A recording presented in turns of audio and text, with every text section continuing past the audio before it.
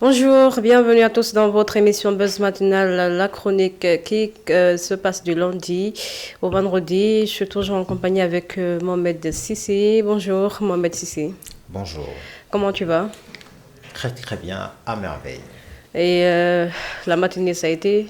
Oui, la matinée, ça se va très bien. Je suis bien accompagné par des bonnes personnes, des personnes qui jeûnent très très bien. Et le ramadan, ça se passe très très bien, j'espère. Oh oui, ça se poursuit. On espère qu'on va arriver très très bientôt à bon port. On espère que Dieu va nous donner la chance de bien finir, parce que tu peux commencer, après tu ne sais pas si tu vas le finir. Hein. Je vous assure, ma façon de jeûner là. Non, je ne parle pas de ta façon de jeûner, Oui. mais on peut ne pas être en vie avant la fin. C'est pourquoi je dis, j'espère que Dieu va nous donner la chance de tout finir, Inch'Allah. Oh oui, Inch'Allah. Moi je sais que Dieu m'aime. Ok. Et qui Dieu n'aime pas? Je n'ai dit le nom de personne. Moi, c'est en tout cas Dieu même. Voilà. Et moi, je sais que ma façon de jeûner là, Dieu est en train d'effacer tous mes péchés. Mais tout à l'heure, là, on a vu cheveux sur ta chemise. Hein? Où t'es passé où? Mais c'est ça le danger. Lorsque vous êtes dans le groupe des femmes là, ils vous portent des malheurs, une poisse. Voilà, ravi de vous retrouver une fois encore sur votre émission Buzz Matinale, la chronique de jour. Aujourd'hui, on va parler des chefs d'État qui ne veulent pas quitter du tout le pouvoir. Hein. Eux, ils sont tellement bien. Ah oui? Ils restent, il vient, il dit, moi, je vais juste faire 2 mandats, après je me retire. Ouais. Mais après, franchement... C'est à notre détriment, nous, la population. On souffre énormément. On souffre énormément Oui. parce qu'il y a d'autres, ils dépassent même, enfin, les 3 mandats, ils vont jusqu'au 5e mandat. Donc, c'est vraiment inquiétant et on a choisi ce sujet parce que c'est un sujet qui est vraiment important. Et avec les abonnés, on va essayer de débattre de ce Et en sujet-là. grande partie, Aminatou, ce que je le dis, je l'assume. Une bonne partie de notre pauvreté vient de là. C'est vrai. Parce que ces dirigeants-là, qui souhaitent s'éterniser au pouvoir, tant qu'ils s'accrochent au pouvoir, nous, on va continuer à souffrir. Bah oui, parce On qu'ils va vont tout continuer- prendre, ils vont tout prendre pour eux. Ah Et nous, oui. on Oui, va mais c'est on l'une va des rien raisons. voir, C'est hein. l'une des raisons. C'est ça. Il accepte de s'accrocher au pouvoir parce que quand tu es au pouvoir, vous avez accès aux ressources du pays. Voilà, et tu peux aller partout où tu veux avec tes enfants, ta famille, et les citoyens lambda, ils sont là, ils sont en train de souffrir. Mais justement, non seulement le dirigeant dictateur, il est au pouvoir, il s'accroche au pouvoir, donc il a accès à toutes les ressources de ce pays, y compris ses amis, ses voisins, ses proches parents, sa famille, et même les personnes qui tirent les ficelles pour l'aider à pouvoir rester longtemps au pouvoir et même Vraiment, et mourir. c'est vraiment compliqué. Donc voilà, le sujet porte sur l'obsession folle aux dirigeants africains de s'éterniser au pouvoir. La présidence à vie, une notion avec laquelle la terre d'Afrique a composé depuis des décennies, depuis l'accession à l'indépendance. Nombre de pays africains n'ont pas connu de réelle alternance à la tête de l'État.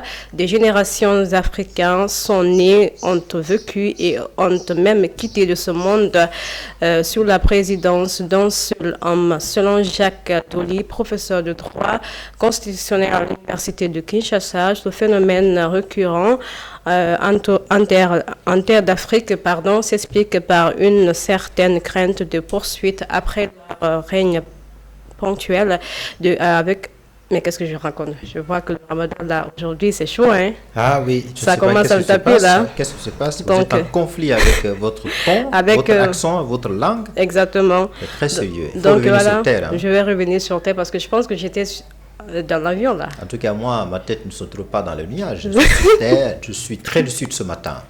Voilà, comme je disais tantôt, après leur règne ponctueux de crimes financiers et de guerre. Prenons l'exemple sur Joseph Kabila. Il a été élu à la fin de la deuxième guerre du Congo 1998 à 2002 pour un premier mandat 2006 à 2011, puis réélu pour un second quinquennat en 2011. À votre place, j'aurais pris l'exemple sur Paul Biya, qui est resté quasiment... Exactement, on va y revenir parce que lui, on ne va pas le laisser. Hein. Ah oui. Il est toujours là. On ne va pas le bercer. On va laisser donc la Constitution lui interdisait de se représenter en 2016. Il a ajourné à plusieurs reprises le scrutin présidentiel. Donc la première question pour vous, Mohamed Sissi, quelles sont les raisons d'une avidité du pouvoir selon vous? Waouh, le mot est très fort, avidité. Qu'est-ce que ça veut dire en d'autres termes? Donc s'accrocher, s'éterniser. Au pouvoir. S'éterniser au pouvoir. Alors souvent, ces dirigeants africains qui s'éternisent au pouvoir, voilà les raisons qu'ils invoquent. Aminata, entre autres. D'abord, moi, président, si je décide de quitter au pouvoir, est-ce que je vais bénéficier du statut particulier dû à un ancien chef de l'État? Ça, c'est la première crainte. Et la deuxième crainte, est-ce que je ne pourrais pas être poursuivi en justice Après. Est-ce que les opposants qui sont en face, ils ne vont pas être achetés? Est-ce que le système électoral ne va pas être manipulé? Est-ce que les électeurs ne vont pas être achetés? Exactement. Il y a un élément très important dont ils ont peur. Et qu'ils ne le disent pas. C'est que si je reste au pouvoir, c'est pour avoir accès aux ressources du pays, à toute la richesse. La richesse qui vient de l'économie, de la finance, y compris celle qui vient des mannes pétrolières et des gazières et minières. Donc voilà la raison souvent qu'ils invoquent. Mais la dernière raison dont je viens de parler, avoir la possibilité d'accès aux ressources, ils ne le disent pas.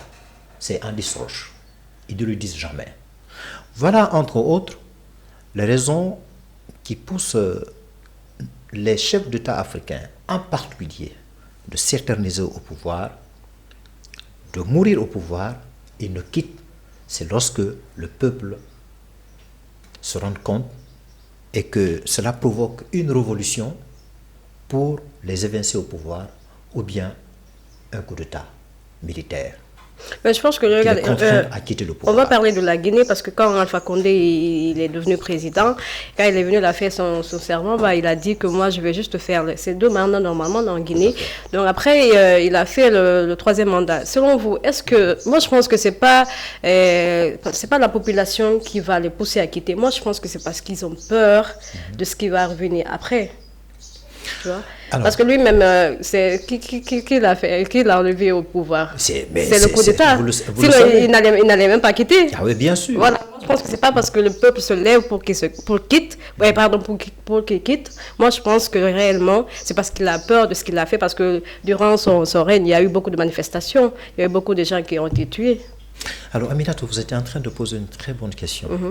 Alors, et c'est la question que vous avez posée, on peut voir ça sous 2 ou 3 angles.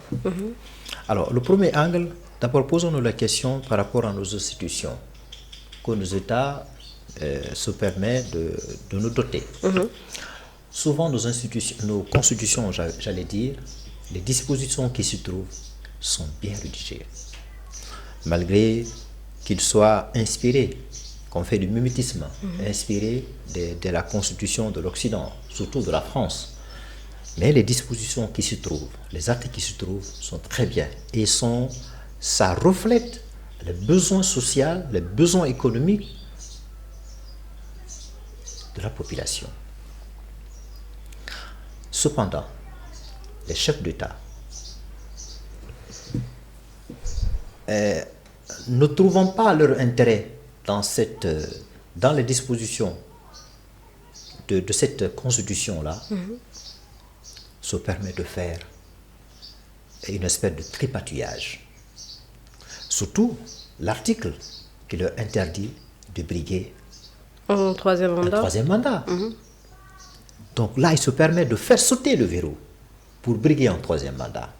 Or, cette disposition-là interdit systématiquement, et puis c'est une espèce de garde-fou qui est là, qui interdit systématiquement au président qui est là au pouvoir de tenter un 3e mandat. Il n'a absolument pas le droit de tenter un 3e mandat. Donc c'est là, tout le problème vient de là. Tout le problème vient de là. Alors, le deuxième élément que vous avez posé la question, je le disais tout de suite là, pourquoi avoir peur de quitter? Les chefs d'État, quand ils sont dans l'opposition, avant d'être chef de l'État, avant de devenir président, quand ils sont dans l'opposition, c'est des gens qui sont censés connaître tous les principes démocratiques. Exactement. C'est des gens qui sont censés connaître toutes les dispositions qui sont toutes dans la Constitution. Quand leur façon de tenir un discours, vous avez vraiment la certitude qu'une fois qu'ils arrivent au pouvoir, ces gens-là, ils ne vont même pas vouloir briguer 2 mandats. Ils ne brigueront qu'un seul mandat. Mais pourquoi Tellement que vous êtes convaincus du discours tenu lorsqu'ils étaient dans l'opposition. C'est après qu'on va se rendre compte que c'était un discours de populisme, que c'est de la rhétorique politicienne. Mais pourquoi ce changement d'attitude selon vous? Alors qu'est-ce qui se passe? Est-ce qu'ils ont peur d'être poursuivis après? Est-ce qu'ils ont peur de ne pas bénéficier de ce statut particulier dû à un ancien chef de l'État? Est-ce qu'ils ont peur, après la vie présidentielle, comment ils vont se retrouver après? Est-ce qu'ils vont devenir un citoyen simple, un citoyen ordinaire, comme ils étaient avant? Est-ce que c'est la peur qui les anime? Est-ce que c'est la Constitution qui gouverne notre État, qui régit notre État, l'organisation et le fonctionnement de notre État, qui n'est pas à leur faveur, ou bien ils souffrent d'une espèce d'égocentrisme, d'égoïsme? Moi, je pense que c'est ça. Ils sont animés de ça. Quand ils sont dans l'opposition, ils sont animés, visiblement, ils sont animés de bonnes intentions. Ben oui. C'est des personnes qui sont vues comme une espèce de messie. Quand ils viennent avec une espèce de claquement de doigts, tout change. Tout change comme par la magie, comme on le voit dans les dessins animés. Tout change tout de suite. Mais une fois qu'ils arrivent au pouvoir et que le peuple découvre son vrai visage, il a un autre comportement, une autre attitude que j'appelle entre guillemets égoïste et égocentrique. C'est tout le problème de nos chefs d'État africains. Et d'ailleurs, je me dis même, est-ce qu'ils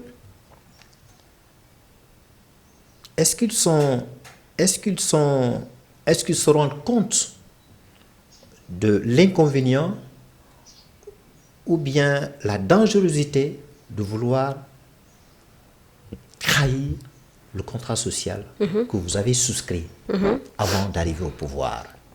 La Constitution, Aminatou, c'est le contrat social. Ce contrat social signé avec qui? Évidemment, avec le peuple souverain, qui a le devoir, l'obligation de vous faire élire. Donc, une fois que vous arrivez au pouvoir, faire en sorte de diriger le pays selon le besoin, selon le bon vouloir de ce peuple-là, selon la raison. Parce que parfois, on manipule l'émotion du peuple pour s'éterniser au pouvoir.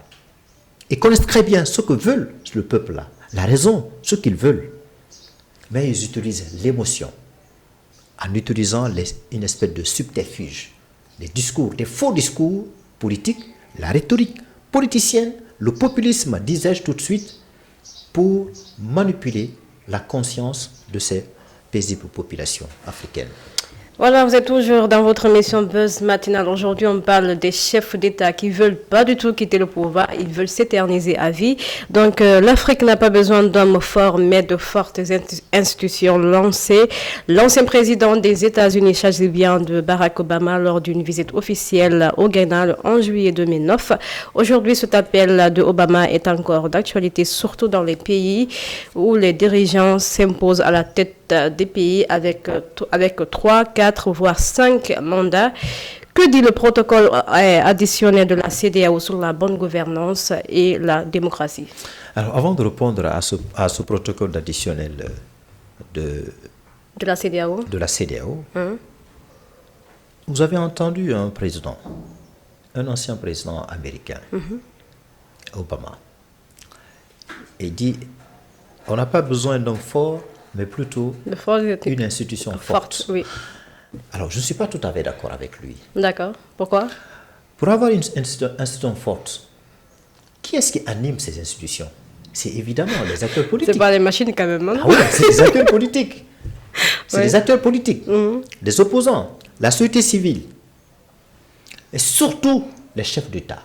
Si le président de la République, qui est démocratiquement élu, il sait qu'il n'est pas élu par les machines, par la technologie, excuse-moi de l'expression, mais c'est élu par le peuple souverain qui choisit le président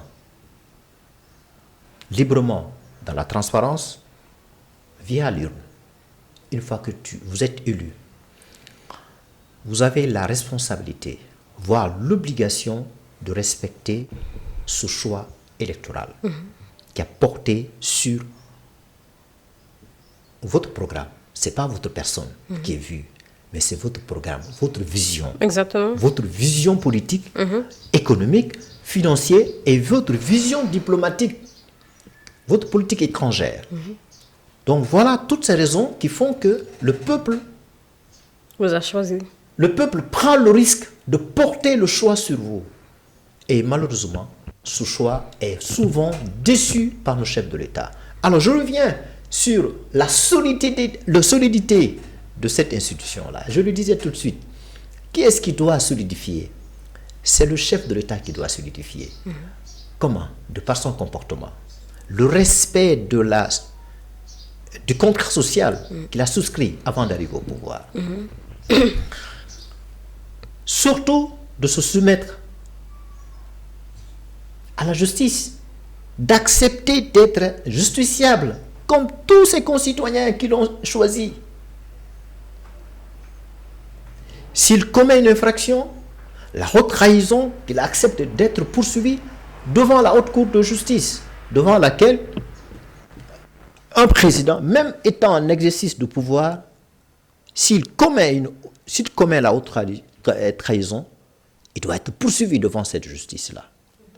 Même après, si on se rend compte que les magistrats de cette juridiction se rendent compte, ils estiment en bonne foi que le président a commis une infraction lorsqu'il était au pouvoir, on peut le poursuivre.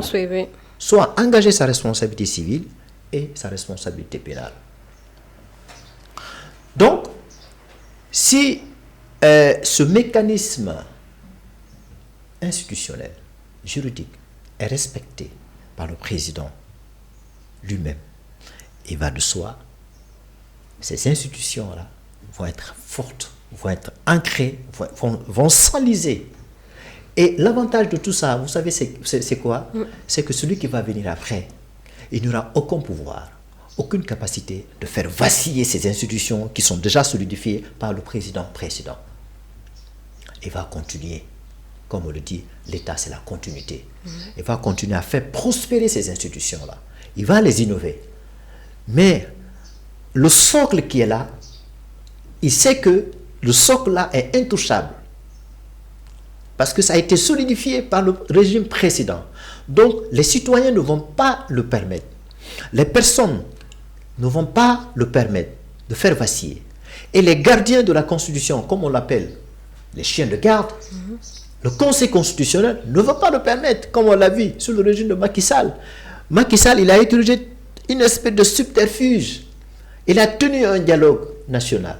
Mais cependant, le Conseil constitutionnel, c'est ce que j'ai beaucoup apprécié, malgré une espèce de discrédit qui planait sur la tête des membres, les sages du Conseil constitutionnel, parce qu'ils ont été accusés. On va en parler. Il n'a pas accepté de se conformer au desiderata, au désir de Macky Sall. Ils ont dit niet. Macky Sall, il faut respecter le calendrier électoral. Il faut respecter le calendrier électoral qui est conforme à la Constitution. Vous ne pouvez pas utiliser une espèce de subterfuge là, convoquer un autre corps électoral. Ça ne marche pas. Donc, les sages, le Conseil constitutionnel ont fait savoir à Macky Sall, il faut respecter, il faut prendre une décision qui est conforme strictement à la Constitution. Et heureusement pour ce pays, c'est ce qui a été fait. C'est la raison Pour pour dire que laquelle, le pays, là, il y a la démocratie. c'est la Hein. raison pour Il y a rien à laquelle dire. l'alternance politique s'était passée pacifiquement, ce qui a permis évidemment À Diomaye d'être au président. président Diomaye. d'être président Président. de la République. C'est ce qu'on souhaite dans tous les pays africains, les 55 pays africains. Mais malheureusement, ça se passe autrement. Malheureusement, ça se passe au détriment de la population africaine, y compris. Y Puisque vous compris quoi. faites partie de cette population. Voilà, alors on va revenir sur la question que je venais de poser tout à l'heure. là. Que Donc, dit le protocole oui. additionnel de la Ce CEDEAO sur la protocole bonne additionnel, gouvernance et la le démocratie? contenu en substance, c'est quoi? Donc, c'est vraiment ça paradoxal. Et ce protocole additionnel, qui les propose? Souvent, on les propose à l'issue d'un sommet des chefs de l'État. Aminatou, regardez, les chefs de l'État, là, ils ne sont pas sérieux. Ce protocole additionnel sont souvent proposés, suggérés par les chefs d'État. Et la plupart ne respectent pas la Constitution. La plupart ont la folie de vouloir s'éterniser au pouvoir, s'accrocher au pouvoir. Donc, ils proposent quelque chose qu'eux-mêmes ne vont pas vouloir respecter. Donc, il y a un hiatus sérieux C'est étonnant quand entre même. ceux qu'ils proposent et ceux qu'ils font. Exactement. Oui. Donc, moi, ça, franchement, je n'y crois pas. Bah oui, hein, parce que c'est Non, je vraiment ne crois compliqué. pas. Et, Il ne s'agit pas d'annoncer. Il s'agit de la mise en œuvre et de respecter cela. et de respecter cela. Ouais. Il ne s'agit pas d'annoncer. C'est facile. Hein? Il y a toujours des juristes là qu'on utilise parce qu'ils savent qu'à la fin du mois, ils vont percevoir. Vous savez, si vous êtes recruté par une telle institution, la CEDEAO, évidemment, vous bénéficiez non seulement le salaire, les primes de motivation, les avantages. Et souvent, les juristes, au lieu de travailler selon le bon vouloir du peuple, ils vont travailler plutôt selon le bon vouloir de ces chefs d'État-là, qui ne sont pas sérieux. Et d'eux-mêmes. Parce Ah oui, qu'ils vont eux-mêmes, gagner. Oui, voilà. Donc, ils vont trouver une espèce de subterfuge juridique, manipuler les instruments juridiques en faveur de ces chefs d'État qui ont toujours la folie de vouloir tripatuer la Constitution pour certains des au pouvoir, au détriment des pays, des 15 pays de la CEDEAO. La population respective de ces 15 pays de la CEDEAO. Donc, cet accord additionnel-là, franchement, moi, je n'y crois pas. Je n'y crois pas. Hein. C'est ça, on dit, c'est- sous la forme, c'est la c'est poudre bien aux yeux, fait. quoi. Oui, sur la forme, c'est bien fait, mais sur le fond, C'est pas appliqué. oui, cet accord-là est fait pour qui? Normalement, c'est pour les pays. ou Oui, bien? c'est pour nous. Pour nous, le peuple, Oui, pardon. le peuple. C'est pour nous. La CEDEAO a été conçue pour qui? Pour le peuple. C'est pour nous, le peuple. C'est pour nous, le peuple. Mais comme vous voyez aujourd'hui, le Mali, le Niger, le Burkina Faso, la population, les populations de ces pays ont dit, on en a le ras-le-bol. On veut notre souveraineté. Et mais vraiment, c'est dommage. Quelle souveraineté? Mais c'est ça même, je me demande. Non, mais quelle souveraineté? Donc, ça veut dire que, même nous, quand nous étions dans la CEDEAO, ces pays-là étaient des pays fondateurs Bah oui, de la de la CEDEAO. CEDEAO. Quand nous étions dans la CEDEAO. Donc, nous, on n'exerçait pas notre souveraineté. Nos pays, Niger, le Burkina Faso, n'étaient pas souverains, n'étaient pas libres. Parce que tout simplement, la CEDEAO était aussi sous l'emprise d'une puissance étrangère et souvent, laquelle qui est montrée du doigt, c'est la France. La France, parce qu'apparemment, c'est eux qui Voilà. financent, non? Donc, la étant CEDEAO. donné que la CEDEAO n'est pas libre, n'est pas totalement libre, donc il va de soi, nous qui sommes Ils seront les toujours membres, corrompus. on ne peut pas être indépendant. Indépendant, exactement. D'où la problématique liée à la souveraineté. C'est la raison pour laquelle ces pays-là, évidemment avec leurs leaders aujourd'hui, qui sont à la tête, qui sont certes des putschistes, ils ont décidé de quitter définitivement La de CEDEAO. cette institution parce que ils n'exercent pas leur souveraineté pleine et entière dans cette organisation qui est censée les protéger. C'est comme une maman protéger ses enfants. Mais à aucun moment ils n'ont bénéficié de cette protection-là.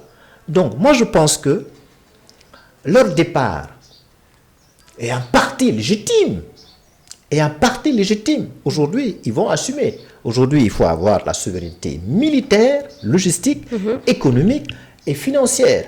C'est un défi énorme, mais quand même, quand vous prenez votre indépendance, comme disait De Gaulle, lorsqu'il était venu avec son bâton pèlerin, demander au chef d'État africain si vous voulez rester dans la communauté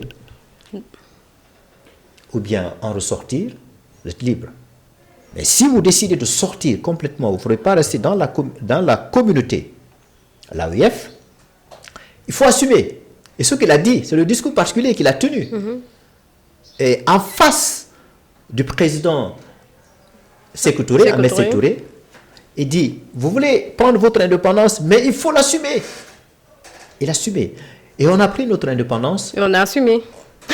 Non, mais comment on a assumé? Comment on a assumé? La population continue à souffrir. La population avait souffert, c'est vrai, mais après, il a assumé. Il a dit publiquement. Écoutez, cette souveraineté aujourd'hui, Aminatou, je ne veux pas retarder là-dessus, elle souffre. Bah oui, toujours. Hein. Mais attends, c'est-à-dire, si on dit on est souverain au bout des lèvres, alors que discrètement, on va encore solliciter l'aide financière de nos institutions, qui sont des institutions occidentales. Est-ce qu'on est souverain? On n'est pas souverain, ça c'est clair. On n'est pas souverain. Mais tu penses que l'AES aussi, eux, ils vont être souverains parce qu'ils vont toujours demander de l'aide, l'AES? Ah oui. Mais vous posez une bonne question. Bah oui. Parce que regardez aujourd'hui, l'AES a souscrit une coopération militaire. Avec qui? Avec la Russie. Moscou. La Russie, ouais. Avec la Russie. Poutine aujourd'hui. Alors même cette coopération militaire-là, elle n'est pas satisfaisante.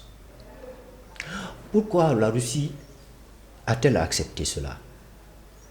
Est-ce qu'il n'y a pas une politique, est-ce qu'il n'y a pas une manipulation derrière? Est-ce que Poutine n'essaie pas de s'en approprier de ces ressources de ces pays-là? Des ressources minières de ces pays-là? Est-ce que effectivement ces pays qui ont souscrit une coopération militaire voient le résultat? Est-ce que grâce à cela, ces pays réussissent à se débarrasser de ces groupes djihadistes? Cependant, ces groupes djihadistes continuent à infester ces territoires. Exactement. Donc aujourd'hui, le Mali n'est pas encore libre, n'est pas totalement libre. Ouais. Parce que n'ayant pas encore réussi à exercer sa souveraineté pleine et entière sur tout son territoire, y compris le Niger, y compris le Burkina Faso. Donc, cette souveraineté dont vous parlez pose problème. Ça reste à revoir. Ah oui, ça reste à voir. C'est pas au bout des lèvres. Quand on est souverain, comme la Chine, on peut lui dire oui, c'est une véritable souveraineté, parce qu'aujourd'hui, sur le plan économique, sur le plan financier, sur le plan militaire, sur le plan politique, et même sur le plan de la politique étrangère, on peut dire que la Chine est souveraine. Parce que d'ailleurs, elle est la deuxième puissance économique. D'accord, pour ne pas qu'on quitte sur le sujet, on va y rester. Donc, des présidents comme Faure Gnassingbé au Togo, à la tête au Togo, ça fait 19 ans, il est président. Et selon la nouvelle constitution togolaise, il peut encore se présenter en 2025. Et nous voyons qu'il y a une crise politique qui s'abat là-bas aussi, avec les politiciens. Alors, on ne va pas rentrer dans les détails de ce cas particulier, parce que moi, ça va me révolter. Ouais, oui. Quand on parle de ces cas-là, on va même prendre assez de temps. Or, la chronique, là, ça prend assez de temps. Ouais. On va parler de façon générale. D'accord. Le cas de ce président dont vous parlez, il y a des présidents aussi de par le passé. Ali Bongo, Omar Bongo. On a aussi Blaise Compaoré qui a fait 27 ans. 25 ans au pouvoir. Il a fallu quoi? 27 ans. Voilà. Merci. 27 ans. Il a fallu quoi? Il a fallu une révolution. Il a fallu qu'il soit chassé au pouvoir par les Burkinabés.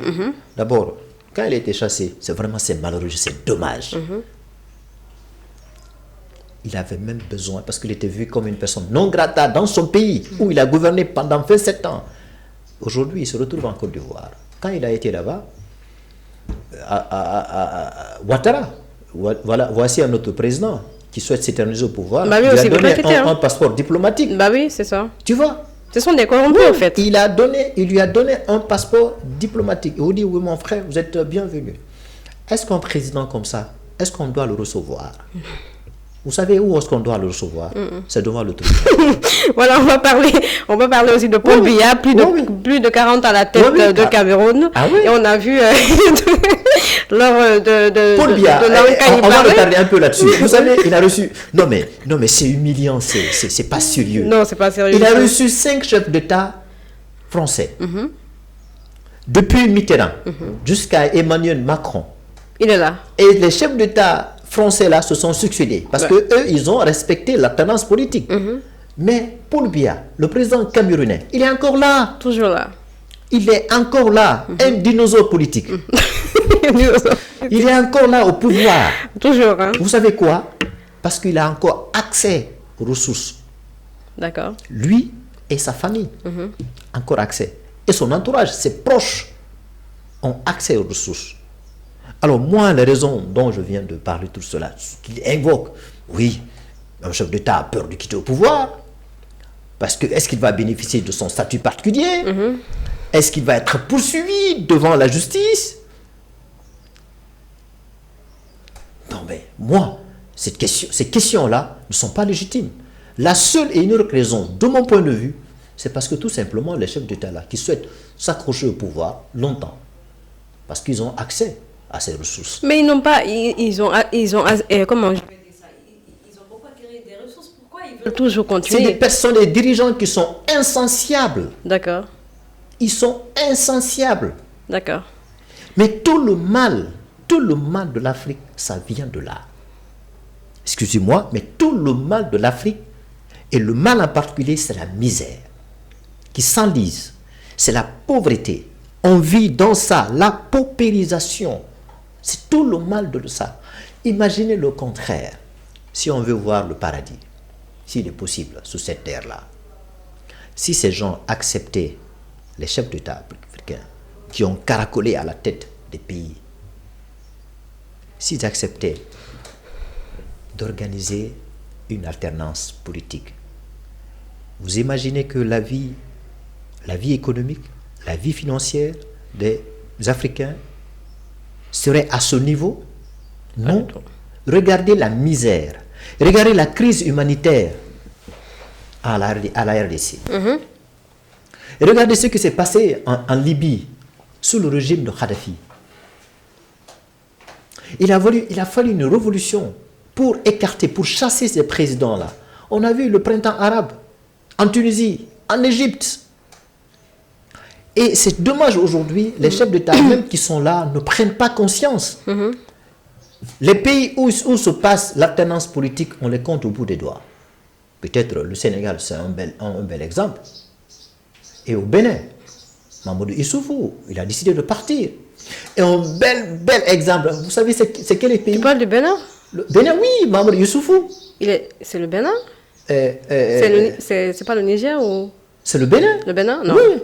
Mamadou Issoufou, oui.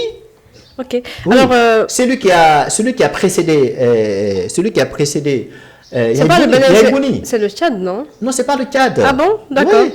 C'est Idriss Déby, c'est au Tchad. Ah d'accord. Idriss Déby, il est mort au pouvoir. Malheureusement pour lui, il dit qu'il prétendait chasser les rebelles. Alors, oui, je termine par ça. Excusez-moi. Un bel pouvoir, un bel exemple de l'alternance politique. Vous savez c'est quel pays? Imaginez un petit peu. C'est l'Afrique du Sud.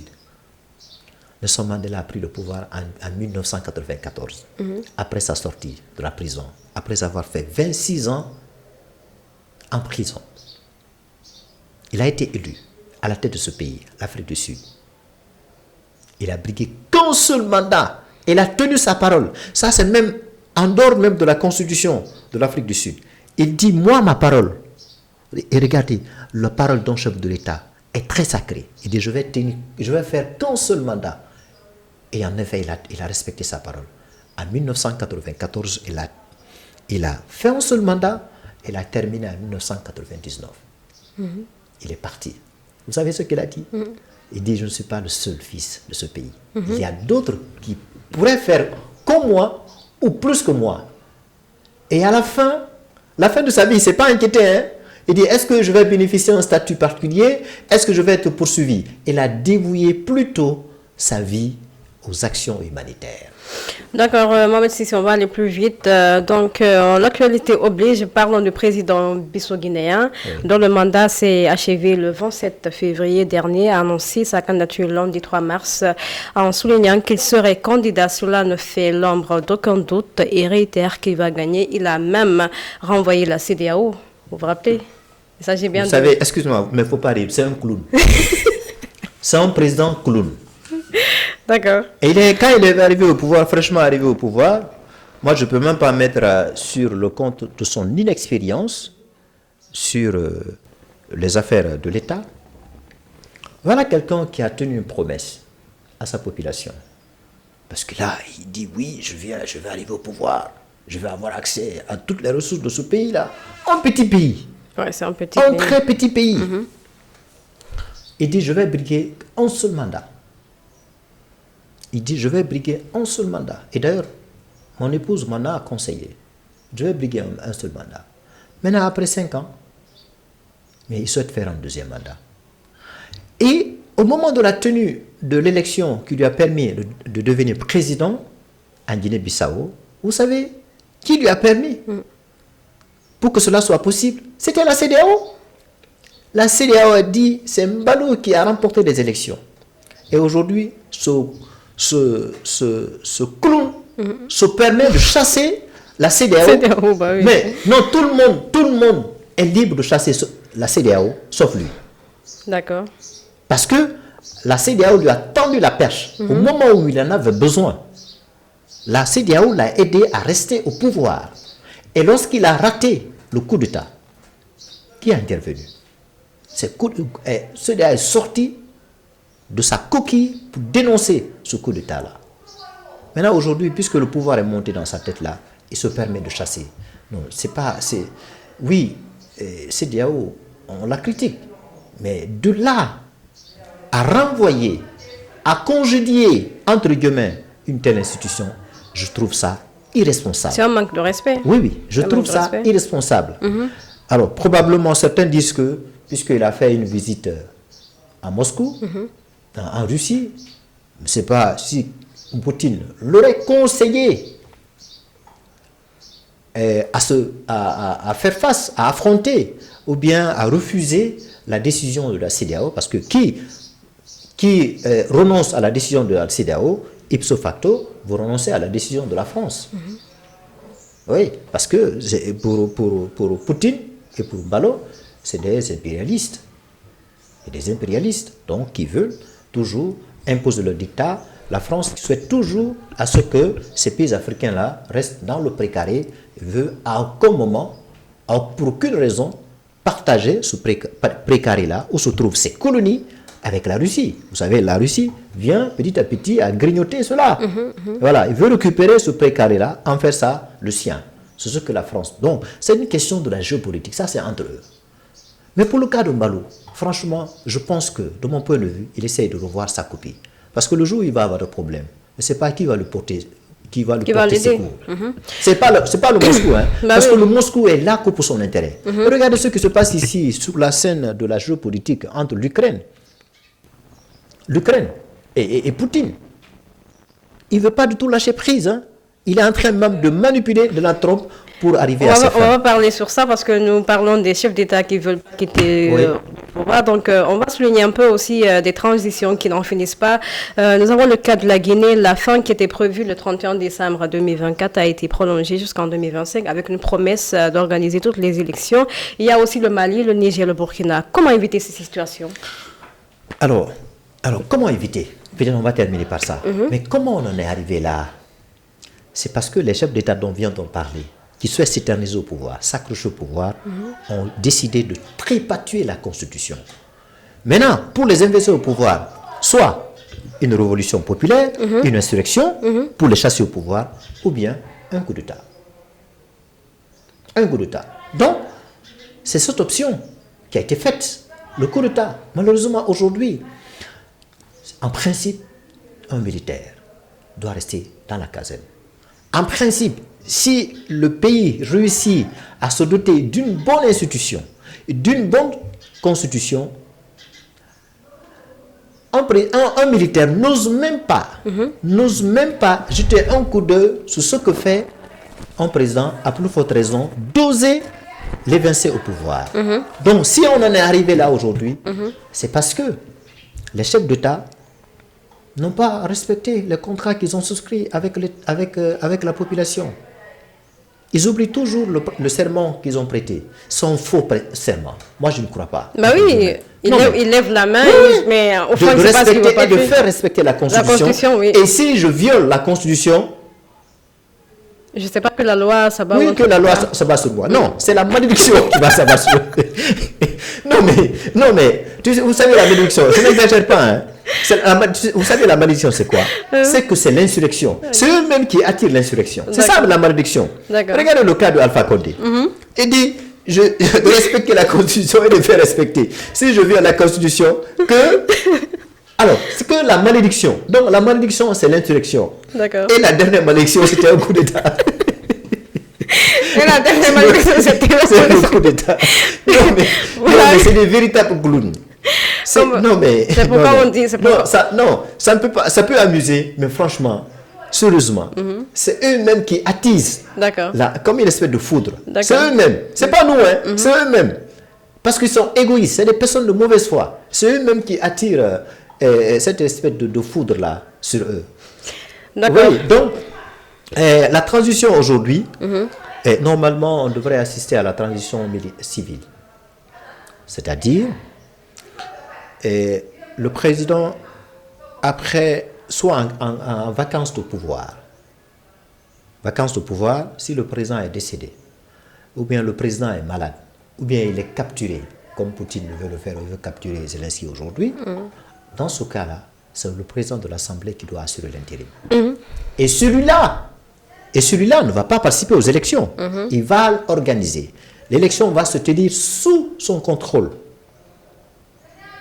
Sous son contrôle. Les candidats qui ont le devoir de participer à cette élection, lui, il se met en retrait. Je crois 5 à 6 mois, il va tenir des élections. Dans un pays démocratique, dans un pays qui est dirigé conformément aux institutions, conformément à la Constitution. Alors la transition militaire dont vous parlez là, on l'a dit, qui est-ce qui sont à l'origine? C'est évidemment le chef d'État qui s'accroboute, qui s'éternise au pouvoir. C'est ce qui a fait qu'aujourd'hui, les militaires ont osé renverser les présidents démocratiquement élus, mais qui ont été chassés parce que n'ayant pas gouverné le pays de façon performante. Donc, cette transition aujourd'hui, comment il faut en ressortir? Ça va être très compliqué. Parce que ces gars-là, ces militaires-là, ils ont goûté au miel. Bah oui, ils ont goûté. Ils ont goûté au miel. Ils disent, donc c'est pourquoi les chefs d'État ne veulent pas quitter. Oui, ils ne veulent pas quitter. Si on va goûter un peu, donc voilà. C'est ça. C'est vraiment compliqué. Si le papa n'est pas sérieux, il va de soi que l'enfant ne va pas être sérieux. C'est vrai. Mais c'est ça. Est-ce qu'ils vont quitter au pouvoir? Moi, je n'en suis pas sûr. On se demande. Je n'en suis pas sûr. Donc, fidèle abonné de la télévision Tamashek, comme on dit souvent, le pouvoir rend fou. Donc, comme je disais tantôt... Oui, ça rend fou, hein, oui.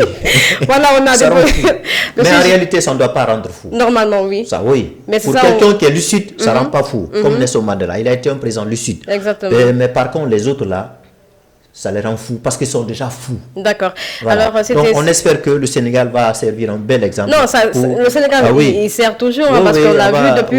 il y a eu des... l'alternance de Abdou Diouf avec Wade, avec Macky Sall. Malgré ce vieux aussi, il voulait faire un troisième mandat. Voilà, un troisième mandat. Mais Macky, avec sa force électorale, a réussi à le terrasser. Donc, il est venu. Et Macky Sall aussi voulait tenter. Oui, il voulait tenter, mais après... Il faut qu'on le dise. Il voulait tenter. Et qu'est-ce qu'il en a empêché? Il faut le dire. C'est évidemment des 16 ou 17 millions de Sénégalais. Il faut dire que aussi ils ont des institutions qui ne sont pas corrompues. Les institutions ne sont pas corrompues. Parce que les sages là ont quand même montré, malgré le discrédit qui planait sur leur tête là, ils ont montré que vraiment que c'était des vrais sages qui sont là, qui sont pas là pour eux-mêmes, mais ils sont le peuple. Et la Je vous dis, le peuple s'apparente aux institutions. D'accord, voilà, fidèles téléspectateurs de la télévision Tamashek, c'était votre chronique qui portait sur les chefs d'État qui ne veulent pas quitter le pouvoir, qui veulent s'éterniser à vie. Donc, on se donne rendez-vous demain. Surtout, n'oubliez pas de nous regarder sur YouTube. Vous tapez Tamashek, vous nous regardez, vous commentez, vous likez, vous partagez et on se retrouve demain. Portez-vous bien. Au revoir.